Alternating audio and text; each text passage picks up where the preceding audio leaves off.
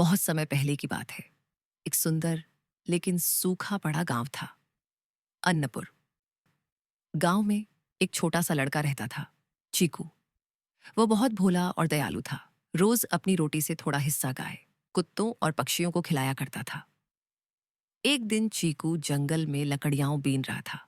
तभी उसे एक पथरीली गुफा मिली।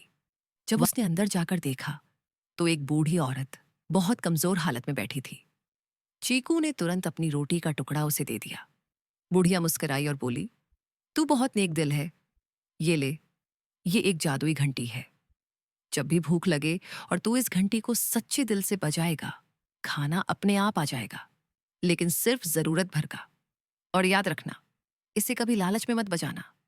चीकू ने घंटी ले ली। अगले दिन जब उसकी माँ बहुत दुखी थी कि घर में आटा नहीं बचा, चीकू ने घंटी बजाई। टनन टन, और चमत्कार! मिट्टी के बर्तन में गर्मा गर्म रोटियां, सब्जी और खीर प्रकट हो गई।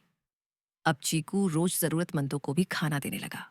भूखे बच्चे, बूढ़े और गायें, सबको भरपेट भोजन मिलने लगा। लेकिन गांव का मुखिया, जो बहुत लालची था, उसे यह बात पता चल गई। उसने चुपचाप चीकू से घंटी चुरा ली और जोर से बजाई, टन टन, और चिल्लाया, सोन पापड़ी, मठरी, बिरयानी, पूरी दुनिया की मिठाइयां चाहिए। पर घंटी से धुएं के साथ काले काले कीड़े, धूल और गंध आ गई। मुखिया डर गया। तभी वहां नीली रोशनी के साथ बुढ़िया प्रकट हुई। वह गुस्से में बोली, घंटी किसी लालची के लिए नहीं बनी। इसे तुरंत चीकू को लौटाओ, वरना तुम्हें ऐसी सजा दूंगी कि तुम्हारा पेट कभी नहीं भरेगा। मुखिया कांपता हुआ बोला, माफ कर दो माता, मुझे मेरी गलती का एहसास हो गया है। मैं घंटी लौटाता हूं और अब भूखों की मदद करूंगा। उसने घंटी वापस चीकू को दी और पूरे गांव से माफी मांगी। अब अन्नपुर गांव में कोई भूखा नहीं सोता। सब मिल बांट कर खाते हैं और चीकू की घंटी सिर्फ जरूरतमंदों की सेवा में बजती है। इसीलिए कहते हैं, भोजन बांटना सबसे बड़ा धर्म है। लालच करने वालों को अंत में पछताना ही पड़ता है।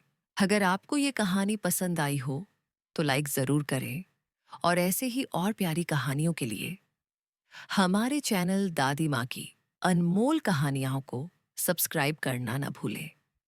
फिर मिलेंगे एक और नई जादुई कहानी के साथ। तब तक के लिए अलविदा।